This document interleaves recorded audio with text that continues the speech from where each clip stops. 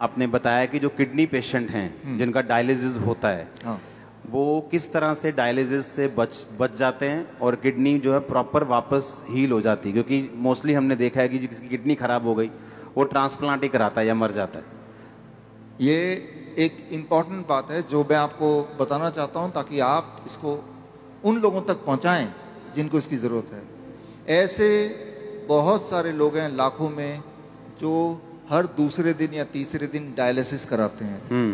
पहले तो समझना पड़ेगा डायलिसिस क्या है। बहुत ही सिंपल है, आधे मिनट में समझ जाएंगे।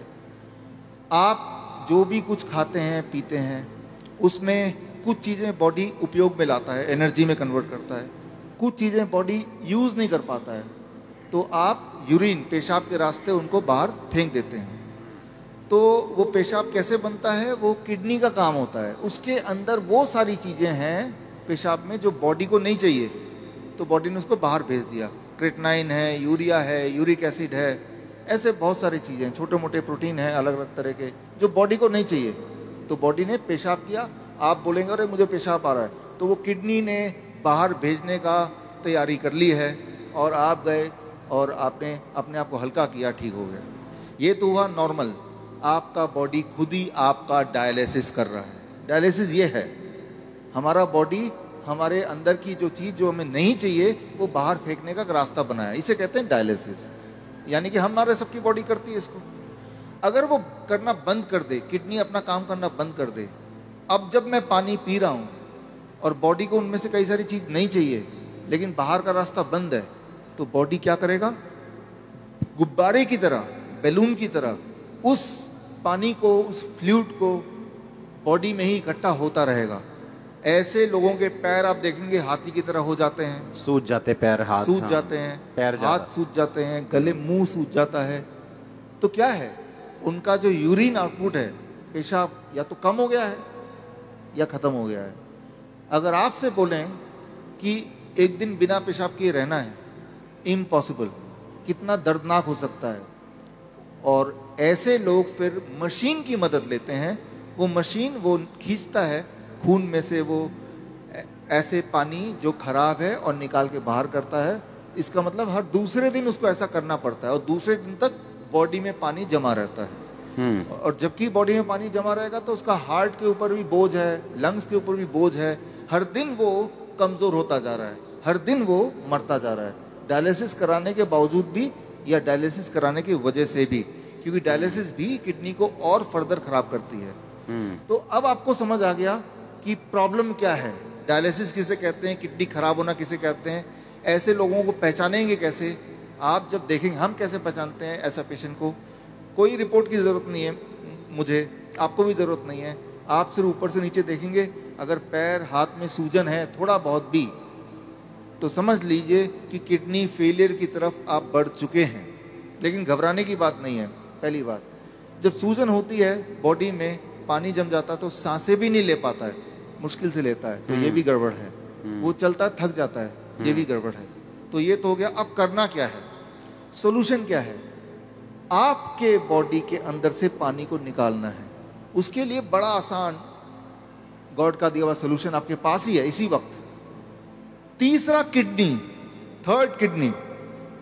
थर्ड किडनी किसे कहते हैं, आपका स्किन, सबसे बड़ा बॉडी का ऑर्गन। आपके स्किन में देखेंगे छोटे छोटे छेद हैं, है ना। तो ये जो छेद हैं, ये छेद से पसीना निकलता है। आप पसीने का एक बूंद लीजिए, पेशाब का एक बूंद लीजिए, दोनों को लैब में ले जाइए। अब पूछिए कि इसमें क्या है। पेशाब के एक बूंद में क्रेटनाइन, यूरिया, यूरिक एसिड, वो सारा कुछ मिलेगा जो पसीने के एक बूंद में मिलेगा। अच्छा, हाँ, यानी कि पसीना और पेशाब सेम है, अलग अलग नहीं है, बिल्कुल सेम है। केमिकल कॉम्पोजिशन दोनों का सेम है। उसमें भी सोडियम है, उसमें भी सोडियम है, उसमें भी पोटेशियम, उसमें भी पोटेशियम है। आपका पसीना एक तरह से बॉडी का पेशाब का ही एक और फॉर्म है। आपका जो स्किन है, ये भी भगवान का बनाया हुआ इमरजेंसी किडनी है, इमरजेंसी किडनी। तो उस इंसान का जिसके दोनों किडनी खराब हो गए, अब क्या करेंगे, ये जो स्टेपनी है, मैं इसको स्टेपनी बोलता हूँ। आपकी गाड़ी का एक टायर पंचर हो गया, आप स्टेपनी यूज करते ना, तो हम बोलते हैं कि ये स्किन को यूज कर लो, स्किन से बाहर निकाल दो। अब सवाल आता है स्किन से कैसे निकालें।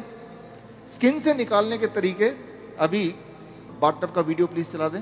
ओके, चलाओ वीडियो बाथटब का। हमारे हॉस्पिटल में, हिम्स हॉस्पिटल है, डेरा बसी में है, अभी जलंधर में भी खुल गया है। आप देखिए यहाँ पे वीडियो। ये जो लोग आप देख रहे हैं, ये पानी के टब में बैठे हुए हैं। पानी का टेम्परेचर याद रखिएगा 40 डिग्री सेल्सियस पे है। पानी गले तक है। गले तक पानी अगर हो, उसका टेम्परेचर अगर 40 डिग्री सेल्सियस मेंटेन कर पाएं, और ये लोग अगर 2 घंटे बैठ पाएं, तो 2 घंटे के अंदर 2 घंटे सुबह शाम के एक बार या फिर 1-1 घंटा 2 बार। अच्छा, ऐसा करने से, ये सारे किडनी पेशेंट हैं, ये वो पेशेंट हैं जो हर दूसरे तीसरे दिन डायलिसिस कराने जाते थे, लेकिन अब वो जाते नहीं हैं। क्यों? क्योंकि वो अब ऐसा करते हैं, इससे उनकी तीसरी किडनी से वो सारा जो मल है जो पेशाब के रास्ते नहीं निकल पा रहा था, वो निकल जाता है। पहली बात।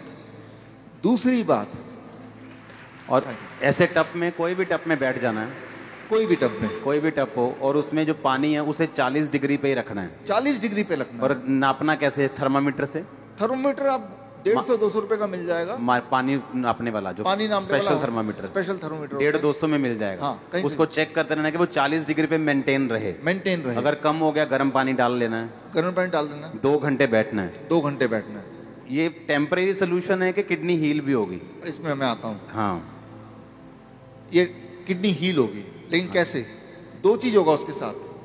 आप अगर ये करेंगे तो एक्सपेरिमेंट करने के लिए उस इंसान का पहले आप बोलिए कि वजन करे, क्योंकि वजन में वो अंदर पानी है। 2 घंटे बाद दोबारा वजन करेंगे तो आधा किलो, 1 किलो, 1.5 किलो वजन कम मिलेगा। मतलब बाहर आ गया, वो बाहर आ गया। पहली बात। आप एक और काम करें, उनके पैरों के सूजन के फोटो खींच लें। 2 घंटे बाद दोबारा देखें, अरे सूजन कहाँ गया? अरे बाहर चला गया, उसको बॉडी ने बाहर भेज दिया। एक और काम करें, किडनी पेशेंट की एक दिक्कत होती है, उनका बीपी बहुत हाई रहता है। क्यों? गुब्बारे को जैसे फुलाएंगे तो प्रेशर बढ़ गया ना, तो बॉडी भी तो गुब्बारे की तरह फूल रही है, पानी अंदर डल डल के, तो प्रेशर बढ़ता जा रहा है। तो चाहे कितनी भी दवा खा लें किडनी का पेशेंट, प्रेशर उनका बहुत ज्यादा होता है, ब्लड प्रेशर।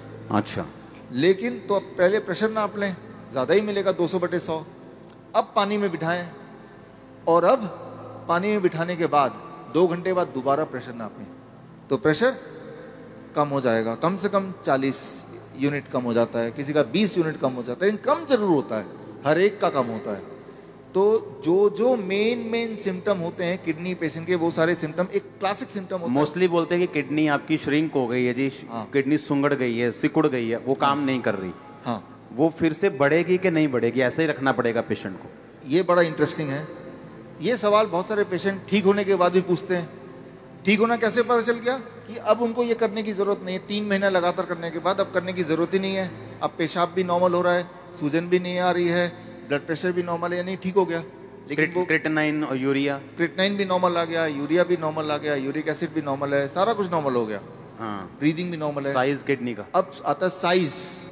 तो साइज के लिए वो बोलता है, तो डीटीपीए स्कैन करने बोलते हैं। हालांकि हम रिकमेंड नहीं करते, लेकिन स्कैन कराते हैं। तो पहले वाला साइज उसके पास था, पहले भी स्कैन कराया था, 3 महीने बाद दोबारा स्कैन कराते हैं। तो स्कैन में वो साइज बढ़ी हुई दिखाई देती है, मतलब वो किडनी जो है वो बढ़ चुकी है, फिर से साइज उसका अच्छा हो रहा है, अच्छा हो गया। और ये स्कैनिंग बताती है। हाँ, और वो जो स्कैनिंग बताती है, वो स्कैन पहले और बाद के वो किताब में है। और ये किताब मैं चाहता हूँ कि आपके हाथों से इसका लॉन्च हो जाए। हाँ, ठीक है। हाँ, और ये जो किताब को बनाने में, ऑब्जर्वेशन स्टडी में जिन्होंने मुख्य भूमिका निभाई है, हमारे डॉक्टर संजीव सूद जी हैं। आप भी एक बार आ जाएं।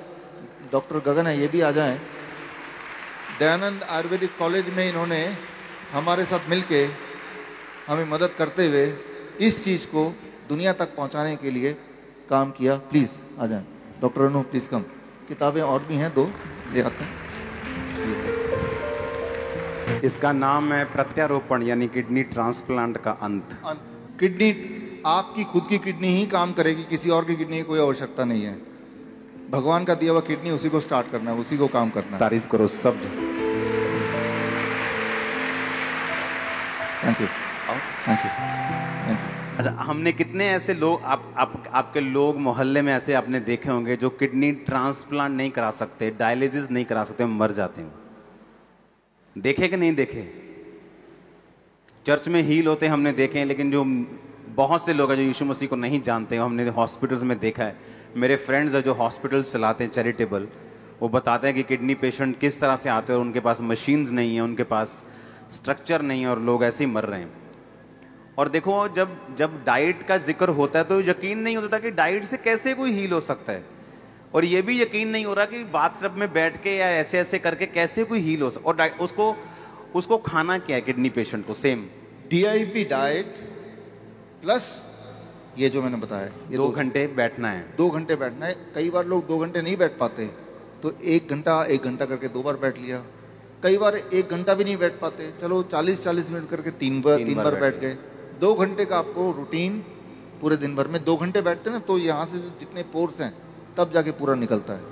ये एक रूटीन बनता है। और 3 महीने बाद फिर उसकी किडनी अपने आप काम भी करना शुरू करती है। अपने आप काम करना शुरू करती है, तो फिर ये बंद कर देना है। डाइट चलेगा जिंदगी भर, डाइट चलेगी। हाँ, इसको बंद कर देना है। ये बंद हो जाएगा, ये बंद हो जाएगा और पेशेंट नॉर्मल रहेगा। अब वो पेशेंट ही नहीं है। अब वो पेशेंट नहीं, अब पेशेंट नहीं है, वो आप और हम जैसे हैं, नॉर्मल हो गया वो। हमारे दर्शकों के लिए एक खास मेरा मैसेज, आप इस दोनों चैनल के माध्यम से मेरे वीडियोस आप देख रहे होंगे, नए नए जो टेक्निक्स हैं वो आप सीख रहे होंगे। एक चीज़ करना भूल जाते होंगे कि वो ये है सब्सक्राइब करना। सब्सक्राइब कीजिए ताकि जो मेरे नए टेक्निक्स हैं, नए वीडियोस हैं, वो राइट टाइम पे आप तक पहुँचे, सबसे पहले पहुँचे।